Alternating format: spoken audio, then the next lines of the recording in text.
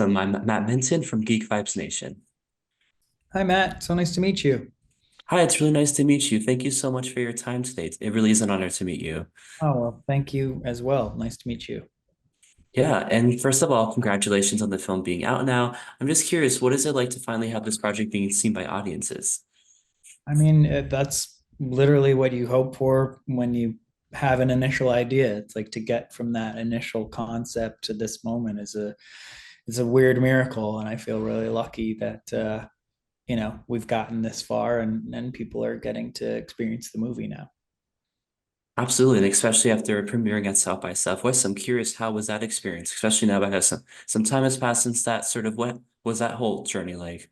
That was just so fun. I mean, Austin is such a fun city, and that festival is such an audience-friendly festival. And obviously, there's the cross-pollination with the music. So it was a really great experience for me and the creative team to really get to go have fun in Austin and eat some good food and drink some good drinks and listen to some good music and put the movie in front of an audience for the first time. So it was really great. Awesome. Yeah, and like the fusion of music and film, and also really, I think really speaks to directly to the themes of the film itself, which I think makes it such a perfect launching pad. And, as somebody I'm a big fan of like high concept romance films like Eternal Sunshine of the Spotless Mind, for example. And, your film really kind of feels like the next natural evolution in this kind of cinema and sort of the really creative ideas of how we, explore love in film. So I'm curious, like, what was sort of the catalyst for pairing music with a story about love and grief? Yeah, so initially, in 2008, I read this book called Musicophilia by Oliver Sacks, which is about how music and the brain interact. And he discusses ideas like musical hallucinations and synesthesia. And I think that compounded with the fact that I am just haunted by music. I think music is the medium of my life. It really affects me very profoundly, and it has always thrown me back to so many specific moments in my life so clearly that those two things together really were the genesis of the idea of the movie. And then I wrote a draft, put it away, and revisited it in 2020.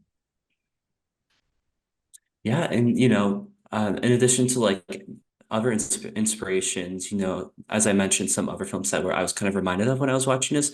Were there any major inspirations in past films or shows that you feel really spoke to you during the making of this film? For sure. I mean, I think Eternal Sunshine's one that I love. I looked at a movie called Je t'aime by Alan Resnais. Mhm. I looked at a lot of like Cameron Crowe movies with music, Singles, Say Anything, Reality Bites by Ben Stiller, um, you know, Before Sunrise, Richard Linklater. A lot of music, a lot of movies that had music as a character in them to a degree, but also like we're playing with romance and love. Mhm. Absolutely. And talking more about the main protagonist's journey of Harriet, I'm curious, since music plays such a, big part in her journey and sort of, her grieving process, when did the specific songs come into play with the story? Did you have an idea of what songs you wanted in the story before you write it? What was that process like? Yeah, I think some had been scripted, and then others we were sort of talking about in pre-production. And what I wanted the music to do lyrically was help tell the story.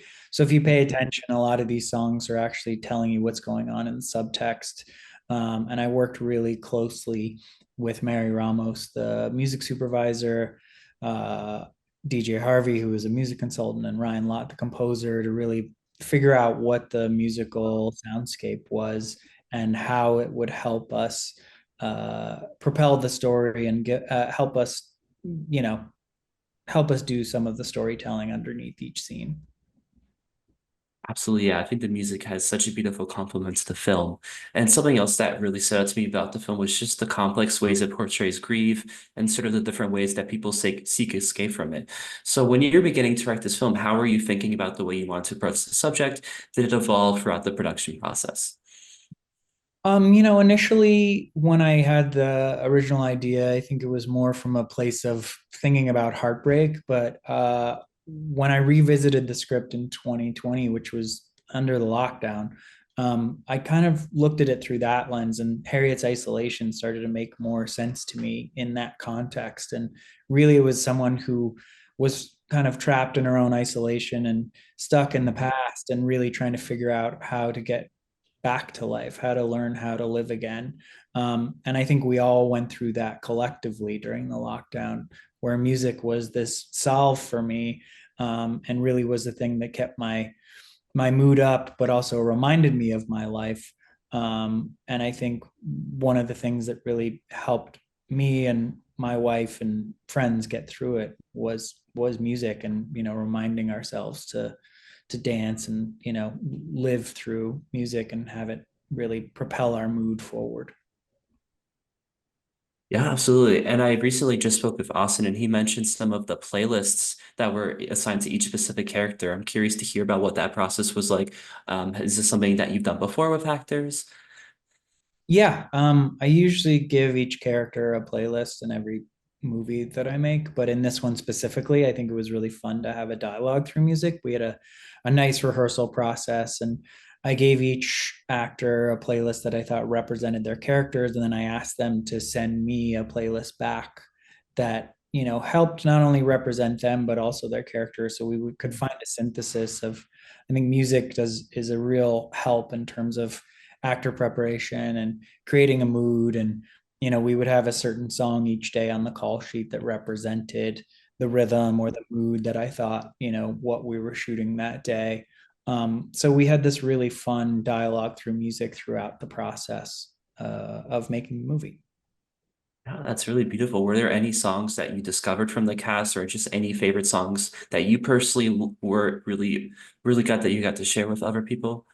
It was always fun to share a lot of stuff with them. I think the most fun for me, while I didn't like include songs that they had in the movie, it was just fun to hear songs that reminded them of their childhood, or gave them these sort of like nostalgia kicks. I know Justin definitely was like had some Green Day stuff, and Mhm. it was really fun just like going through the playlists with David Cornsweet. Is a big musical theater guy, so just some of the old musical theater stuff that he loved, or jazz standards, things like that. So it was a really fun process. Definitely sounds like it. And another thing that's, really interesting, to Harriet's journey as a character is the arrival of David and sort of, the way you juxtapose their different grieving processes as they fall in love themselves. Can you talk more about their relationship and what you view David's importance to the story? Yeah, I think David is this person who throws Harriet kind of out of her routine. She's so stuck in isolation, and she's so stuck kind of like walling herself off from the world and experience. And David kind of accidentally bumps her off track and kind of shakes her out of this stupor where she's got to kind of figure out how to re-engage in life. And I think he kind of holds up a mirror to her, because I think he starts to accept her, or at least listen to her in terms of what she's going through, where I think other people in her lives like have kind of given up on her. And I think when he truly sees her, that's when the magic really happens for them, because I think he really understands what she's going through and accepts her for what she's going through. And I think the analogy or metaphor is, all of us, when we meet somebody new in our lives, have to be a bit vulnerable. We have to be more honest, and we have to step outside of ourselves in order to open ourselves up to new experience. And really, their journey together is about kind of stepping outside of themselves in order to re-engage and to allow their hearts to open again. Yeah, what was sort of like how your process like of, kind of creating the characters around Harriet, like Morris and David, like how did you kind of go about thinking about all of the different characters in her life and how they in their role in her, grieving process?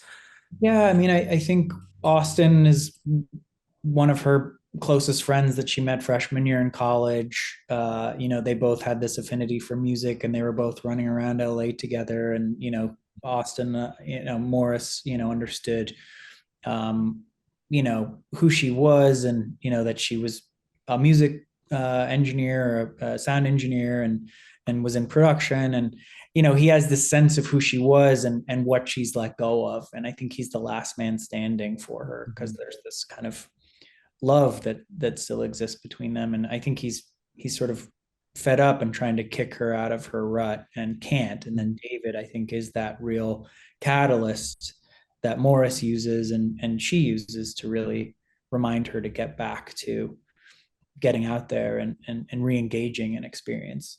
And obviously David Cornsweet plays Max, who was is one of those first loves that we just can't let go of. It's the nostalgia of the first person you ever fell in love with, and I think we hang on to those things. And I think the moral of the story, by the time we get to the end, is that we do have the capacity in our hearts to hold on to these things and love more than one person, and we can appreciate those past relationships because they inform all the new relationships and allow us to be the best version of ourselves for what comes next. Absolutely, that was really beautifully said. As we're wrapping up our time, just anything else that you wanted to add, or anything else you just want people to know as they watch the film? No, I think if you're a music lover, I mean, this is a movie about the emotional power of music to the point that it can make us time travel. It certainly does for me. It has always taken me back to the past, but it also has reminded me to get outside and experience life too. So um, that's what the movie's about. So, well, thank you so much again for your time. And, as a reminder to everyone watching, please make sure to check out The Greatest Hits now streaming on Hulu. Thank you so much. Thanks so much, Matt. Pleasure to meet you.